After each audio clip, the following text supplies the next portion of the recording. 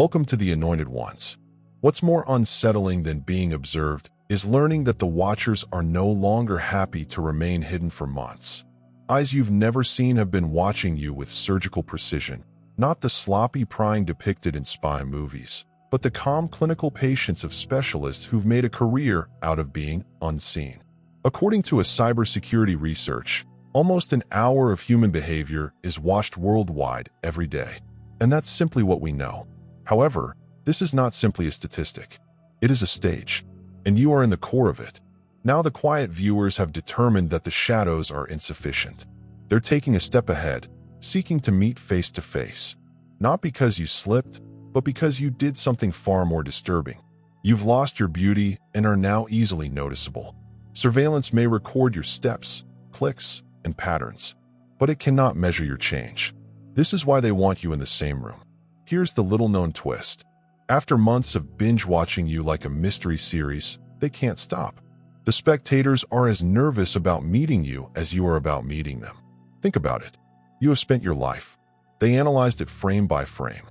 You are the star actor, but they are the devoted fans who have finally obtained backstage access. So buckle up. This is not paranoia. This is a power transfer.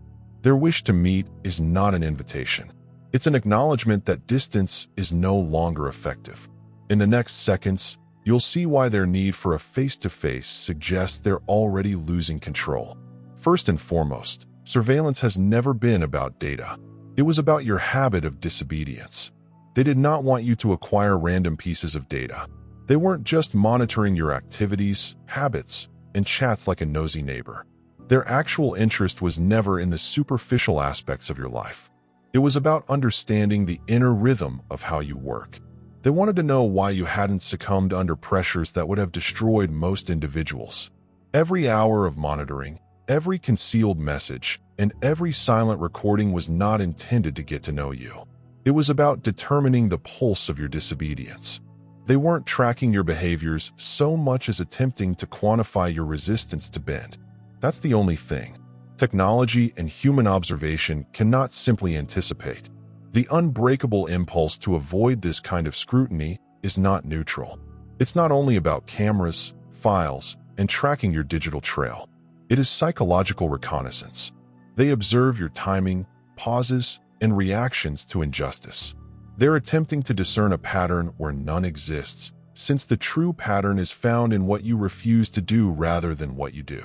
They've seen you go when others would remain, and speak out when others would give up. Maintain your integrity even when compromising would have been easy. That is the currency from then on. Not your secrets, but the structure of your backbone. And here's the irony. By attempting to decipher your disobedience, they've exposed their own.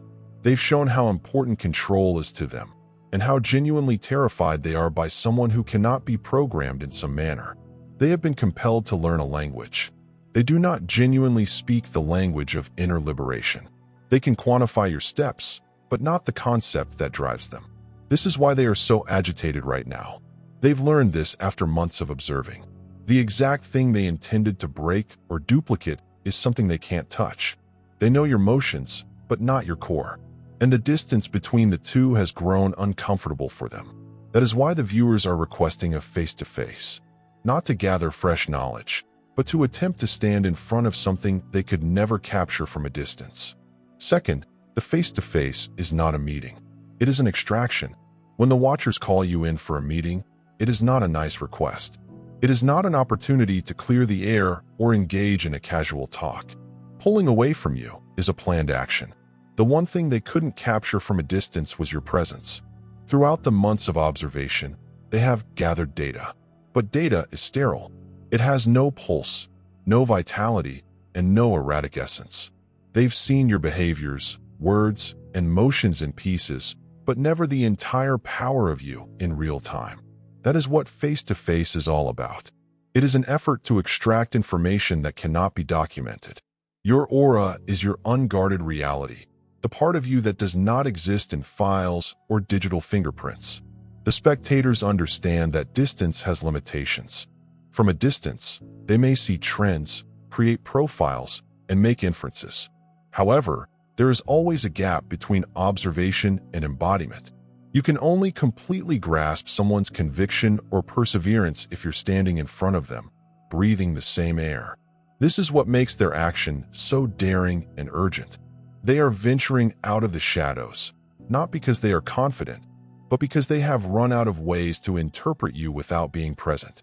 The conference is not about acquiring fresh evidence. It's about attempting to feel, even for a moment, the power they've been orbiting for months but haven't been able to reach. There is also a sense of hunger in it. They've created a story about who you are, and now they want to see whether it holds up when you appear in front of them. They want to see whether you are as unshakable as you look. If your eyes match the power they detected from afar, they are looking for more than simply answers and confirmation. The irony is that as they come closer, they risk losing the control they've fought so hard to keep. In search of your true nature, they are also revealing their own vulnerabilities. They're demonstrating that monitoring was insufficient. They're confessing, without saying it, that the barrier that previously kept them safe from your reality is now the exact thing they can't bear. This face-to-face encounter is not neutral. It's their last desperate effort to touch something they couldn't catch. Number 3, seeing you served as their training ground. You become the curriculum. They weren't just watching you. They were examining your life as if it were a live textbook. What started as monitoring evolved into instruction. Every action, every decision you made under pressure, every barrier you set became a lesson kids couldn't get anyplace else. They were not only watching your acts, but also attempting to decipher the concepts behind them. You became their unofficial guide to resilience, self-control, and strategy. And, unlike ideas on paper, you were a live example of how those concepts apply in real life. This is why the information on you became bigger, but their comprehension remained shallow since you were not a topic to be studied. You were the system they were attempting to learn from. For months, they've been taking notes on not just what you do, but also how you do it. They've seen how you maintain your cool under pressure, how you avoid pitfalls without getting bitter, and how you communicate the truth without losing your cool. They've seen the distinction between someone who endures and someone who changes. All of this has impacted their perspectives on power, loyalty, and perhaps human nature itself. In this sense, you were a mirror in which people were compelled to examine themselves. Their final test is now taking place face to face. It's not about intimidation or bargaining. It's all about validation. They have grasped the principle of your power from a distance. They now want to feel the power of it immediately. They want to know whether what they've seen from afar is as unshakable. Up close, they believe that this conference will either confirm or disprove their findings.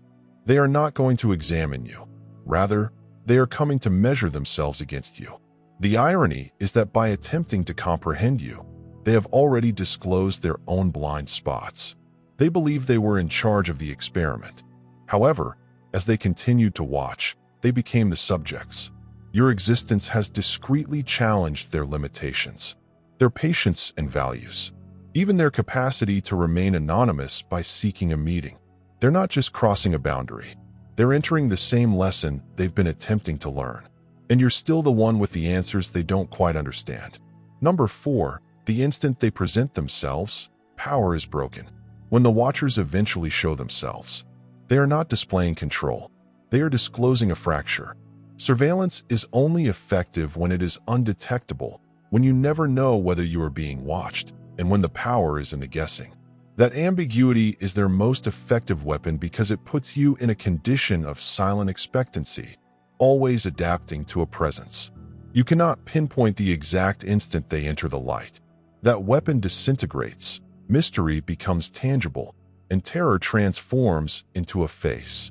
You can read a body, measure a voice, and confront. They understand this, which is why their first rule is to remain concealed. Invisibility allows them to gather, hypothesize, and manipulate without being held accountable. However, when they emerge from the shadows, it is not because they have suddenly decided to be honest. It's because their techniques failed.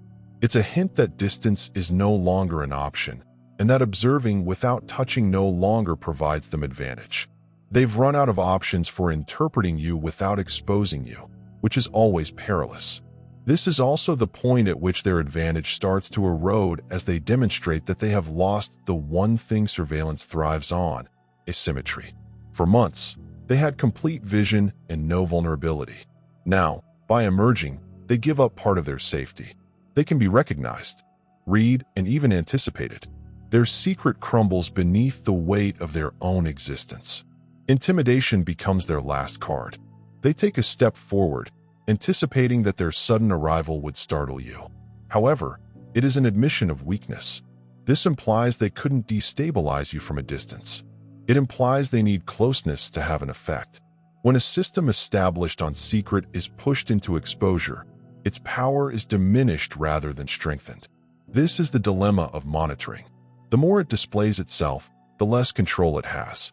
When the observers appear, they do not assert their supremacy. They're entering a place where you can finally see their boundaries, limitations, and desperation. And once you see it, the terror they created around themselves begins to disintegrate. Number 5. They do not want to meet you.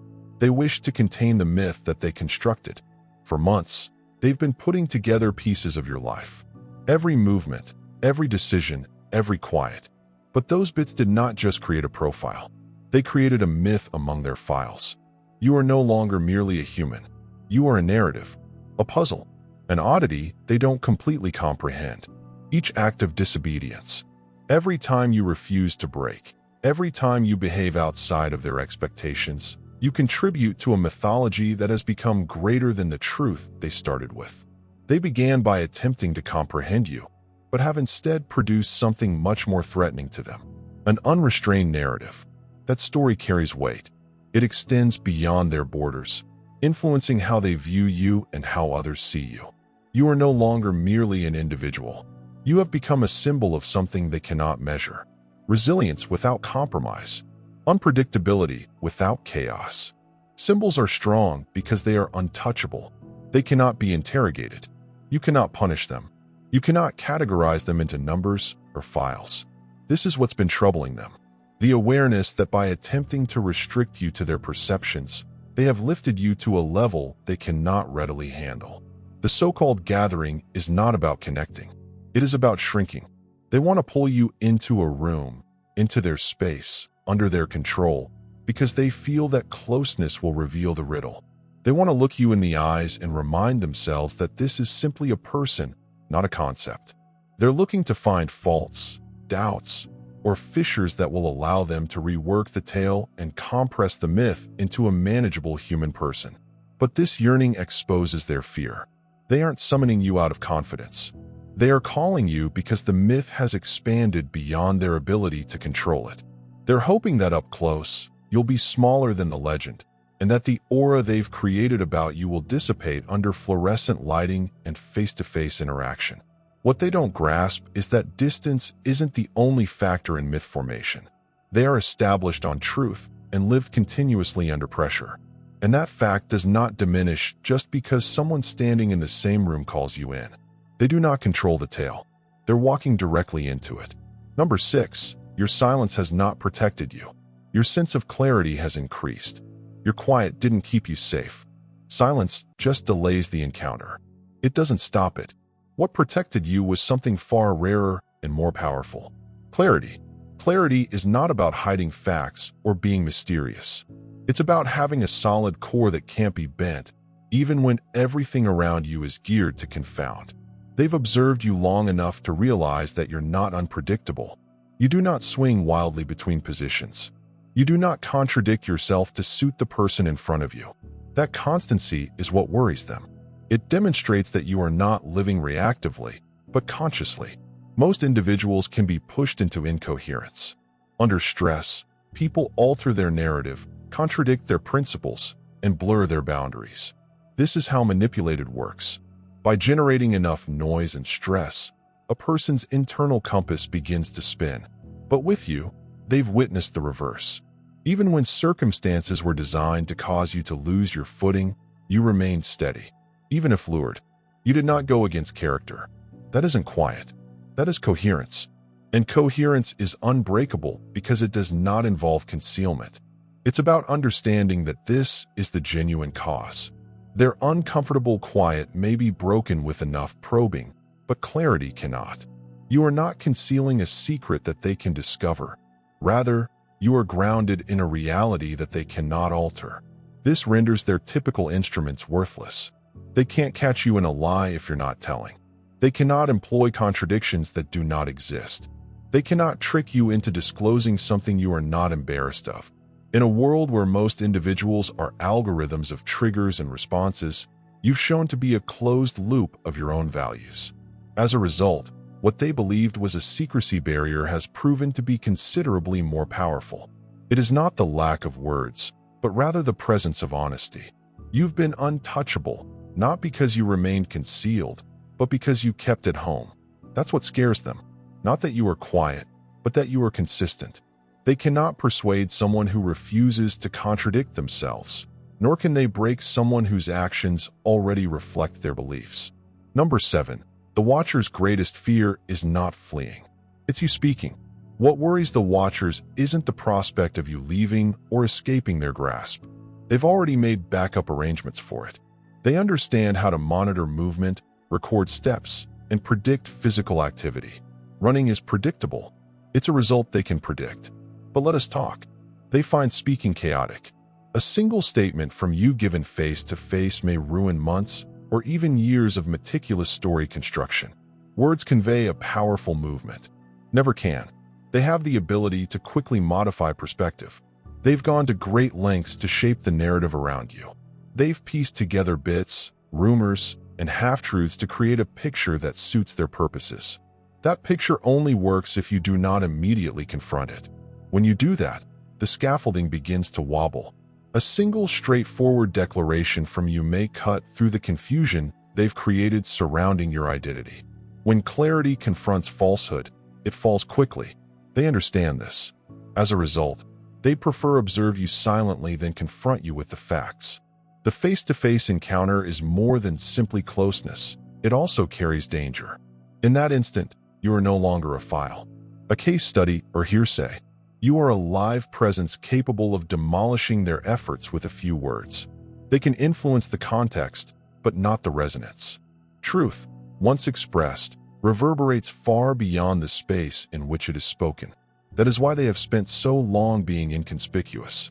As long as they remain concealed, they may compose the script as soon as you talk in front of them. They lose their authorship. This is their true fear, not escape, but exposure. Not your movements, but your revelations. They are scared of the moment. Your voice interacts with their story because it is the one force they cannot forecast or prevent, but they can pursue. Silence. They are prone to speculating. But your words, straight, unfiltered, and indisputable, are powerful. No surveillance system can neutralize. And they understand that once you speak, their tale isn't just diminished, it's gone. Number 8. They are not calling you to interrogate you. They are asking you to measure themselves. They are not calling you in to question you. They already know the answers. They believe they need the data, video, and patterns. They lack the fortitude to address what the files have revealed about them. Every time they've spent observing you has been a comparison of your endurance to their compromise. Your reluctance to bend and their desire to conform have left them gazing at a standard they can't fulfill. Now they're walking out of the shadows, not to probe you, but to compare themselves to the exact thing they couldn't shatter. This summoning is less about control and more about closeness. They want to stand near enough to judge whether your stability is genuine, if your strength is palpable, if you're as unbreakable up close as you seemed from afar. It is not about obtaining information from you. It's about getting affirmation for oneself. They've been carrying their own disquiet and guilt for their role in something poisonous. And they hope that by being near you, they will feel smaller, less guilty, and less complicit. They are hoping that your presence may somehow alleviate the agony they have been attempting to ignore. But here's when their plan fails them. Standing near to the source of your humiliation will not help you feel better. You can't get rid of the anguish of seeing someone you attempted to break just by being in front of them. In fact, proximity amplifies it. The clarity that safeguarded you from their deception also serves as a mirror for their decisions. By summoning you, they unintentionally conjure their own mirror. Every unbroken piece of you is a quiet condemnation of their actions and limitations. They may enter the room believing they have control, but the fact is that they are going into a test of their own character, not yours. They're dealing with proof of everything. They couldn't ruin everything. They couldn't reduce what they couldn't make ordinary. They aren't there to assess your weaknesses. They're there because your strength compelled them to assess their own. When they do, the majority of them will find the comparison to be heavier than they are willing to carry. Number 9. The face-to-face is a trap set to test your spiritual immunity. Those months of surveillance were not just for tracking your habits or studying your behavior. They were discussing reading your spirit. Every gesture, reaction, and decision made under pressure was mapped as coordinates on a hidden chart. They weren't just searching for information. They were looking for weak points. Not just physical or psychological, but spiritual. They've been trying to figure out what keeps you going, what keeps you calm, and where your inner defenses may be weak. This has not been an ordinary observation. It's been a reconnaissance of your energy, faith, and hidden moorings. Now, the so-called meeting serves as a field test. They have developed ideas on your resilience, but theories are insufficient. They want to be in the room with you to get a sense of your presence. Apply pressure near to your spiritual center to test whether it still holds. This is not an invitation to converse. It's an effort at puncturing. They are hoping that by reducing the distance and forcing proximity, they will elicit reactions they have never seen before. An angry outburst, a sliver of mistrust, a moment of capitulation. Anything that demonstrates your strength is simply on the surface. The actual trap is neither the room nor the questions. It is the energy of the interaction. They are banking that face-to-face interaction will undermine the alignment you have maintained from a distance. They're betting on the human inclination to shrink and wobble in the face of scrutiny. When the eyes lock, pressure builds. They want to see your resolve fail in real time so they can finally label you as predictable, controlled, and average. However, they are overlooking the fact that your armor is not a performance. It is who you are. Silence and distance do not provide spiritual immunity. It is the result of years of experience standing firm while no one was looking. From enduring environments that are meant to degrade you. If your strength was just cosmetic, entering inside the room would have already broken it. They are not going into a situation where you are vulnerable. They're walking into the field they've been attempting to map and realizing it's impassable. The trap they've laid for you is really one for themselves. Number 10. They can see your physique, but not who you are becoming. They have been following your movements like clockwork. Where you go, who you meet, and what you do. They loaded their files with timestamps, video, and patterns, believing that if they could map your outward existence, they'd know who you are. However, no matter how powerful the monitoring system, it can only detect motion. It can depict a body moving through space, but it cannot capture the inner changes, the unseen alterations that take place under the surface. They are looking for a definite pattern in a person who is no longer fixed by the time they believe they have nailed you down. You've already taken on a new identity. This is the weakness in the whole procedure. They think that identity is static. However, once they've profiled your patterns, they've caught your essence. However, becoming does not follow a certain pattern. It is fluid, surprising, and quiet. You develop in areas people can't see and change in ways they don't expect. They can track your steps, but not your progress. And this growth is what makes you untouchable. It implies that every time they think they've identified your weaknesses, they're really looking at an old version of you. Their files are effectively time capsules for someone you no longer are. They are attempting to control a ghost in order to influence a deceased elder self. This is why you've remained one step ahead without even trying. Not because you're concealing, but because you're changing quicker than they can track. You're not playing the game of predictability. You are reinventing yourself while others are still studying the previous season's version. This is what scares them the most. They can predict behavior, but not transformations. They can assess your bodily presence, but not your spiritual development. They can map your course, but not your rebirth. They're learning that their monitoring only gives them a picture of where you were, not who you are now. And by the time they call you in for a face-to-face, they haven't met the person they've been following. They're meeting someone they've never really seen before. That is the power of being. It makes surveillance obsolete. It renders their whole endeavor not only worthless, but also out of date once it has been recorded. A number. They produced a biography on their own obsession. Every document they've accumulated, every hazy photograph they've saved, and every handwritten note they've tucked away wasn't truly about you. It was about them. They felt they were collecting facts to characterize and classify you, to reduce you down to something manageable. However, what they've really created is a living biography of their own passion. The files do not represent your life. They represent the time, effort, and focus they've put into attempting to figure it out. Each post is a confession about how much room you've occupied in their brains. The fact is that surveillance reveals more about the watcher than the watched. Every picture and report indicates what they fear, want, and are anxious to control. They weren't just recording your movements. They were documenting their own compulsions. The more they sought to hold you down, the more they showed their unwillingness to let go. The more they recorded, the more defined the depiction grew. Not of you, but of their own need to comprehend what they could not own. This is why the weight of their data seems unusual, even to them. They anticipated to discover clarity, a clean profile, and a predictable topic. Instead, they have created an archive of their own uneasiness. Each timestamp represents each hour. They could not quit thinking about you. Every hazy picture reflects their own unwillingness to look away.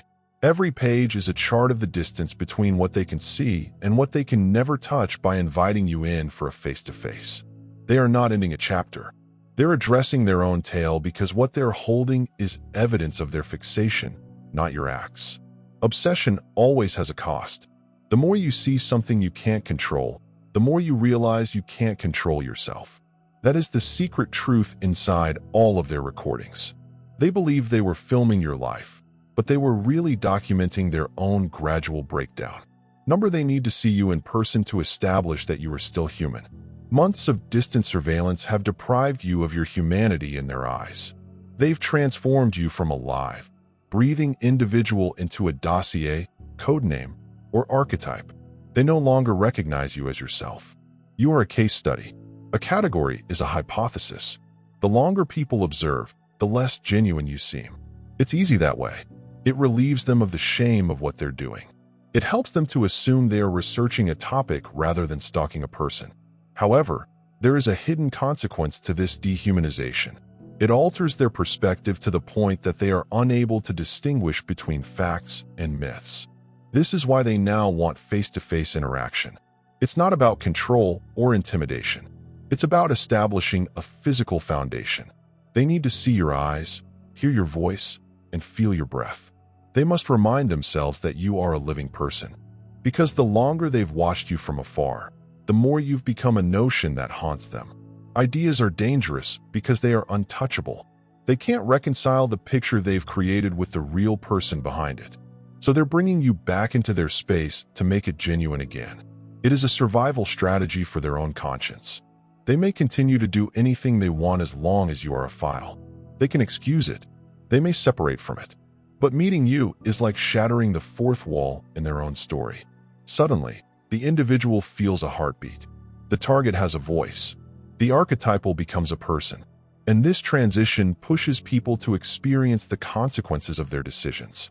The ethics behind their acts. Their stare is intrusive. They hope that closeness will make you smaller, more ordinary, and easier to control. They want to reintegrate you into flesh so that their conscience may breath. But what they don't comprehend is that the reverse often occurs. The notion persists even when they confront the individual they've dehumanized. It sharpens. It becomes obvious, viable.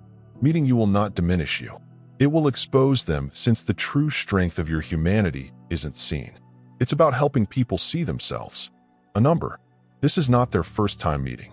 It is their last effort at influence. When onlookers eventually emerge from behind the curtain, it is not a display of power. It's an indicator of exhaustion. They have already tried everything else. Distance monitoring, shadow manipulation, and other subtle measures designed to keep you off balance. None of it worked. All that remains is exposure, which is a final option. The face-to-face is not their first display of authority. This is their last gamble. They are hoping that closeness will achieve what distance cannot. It is most powerful when it is undetectable. As long as they remain concealed, they may rewrite the script, control the narrative, and maneuver without consequence. But once they emerge in person, they lose their invisibility. They lose the imbalance that gave them power. A shadow might be anywhere. The body has limitations. A secret power is mysterious. An unveiled face is just another individual with faults, tells, and weaknesses. By exposing themselves, they've already surrendered their most powerful weapon. Surveillance grants them anonymity. This is why their actions reveal more about them than about you. It is not an increase in power. It is a confession of weakness. They are showing you that everything else has failed. They couldn't destabilize you via quiet. They could not shatter you with supposition. They couldn't trick you with inconsistencies. The gathering is now their last opportunity to exert influence. They know how to play the last card. The irony is that it seldom works. By the time observers are driven into the open, they have already fallen behind. Their strategy relies on you being predictable. However, they are about to confront someone who has already outgrown their techniques. What they believe would terrify you may really betray their desperation. This is not the beginning of their influence over you. It's the gradual, evident end of everything. The face-to-face does not signal the start of a new game. It represents the moment when the old one crumbles, leaving them with nothing but their own exposure. The Watchers have unintentionally constructed you a throne. Every hour they've spent monitoring you has contributed to the creation of your mythology, surveillance, which is designed to reduce a person and deprive them of privacy, confidence, and mystery. However, when it fails, it does the reverse. It multiplies by tracking every step, cataloging every choice, and documenting every detail. They've elevated you to the status of a legendary person. Instead of reducing you, their preoccupation has created a picture of you that they cannot control. Without realizing it, they've constructed you a throne based on their own preoccupation rather than yours. This is the hidden contradiction of long-term observations. The more attention they pay, the greater impact they have. The files contain neutral records. They serve as a form of shrine. Every message, picture, and late-night study is an act of recognition. They keep telling you that you are important, unpredictable, and worth the time and resources. The throne is not ceremonial. It was constructed on their own restless nights. Their whispered ideas and unwillingness to look away. They are now wanting to meet face to face. But if you take away the theatrics, what they're actually accomplishing is comparable to what they've accomplished. They're attempting to bring down what they've built up, believing that closeness would humanize, flatten, and make you controllable again. However, the underlying reality is more difficult to take. When they enter into the same room as you, they do not summon you. They are presenting themselves. They've come to confront the image they've built in their own imaginations. That's the power they unintentionally gave you. You did not need to beg for a throne. Their preoccupation created it. You did not demand deference. Their concentration provided it by coming out of the shadows. They are not imposing authority. They are recognizing yours. What they meant as a meeting had the feel of an audience. And they've positioned themselves as supplicants. Their monitoring may have began as a means of control, but the unintentional outcome was coronation. Now we're face to face. They are kneeling in front of what they helped construct. For months, they've sought to remain unseen. They've spoken, planned, and gazed from afar, certain that monitoring you was a sort of control. However, every concealed camera, file, and quiet message did not decrease you. It raised you. They created a story for you without recognizing it. And the tale became too enormous for them to handle. They transformed you into a symbol, concept, or archetype of resilience. And now, after all this time, they've emerged from the shadows because the myth they constructed has grown beyond their grasp.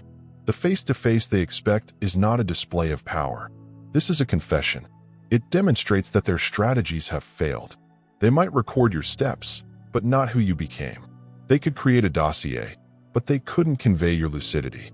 They could see your stillness, but they couldn't stop your truth.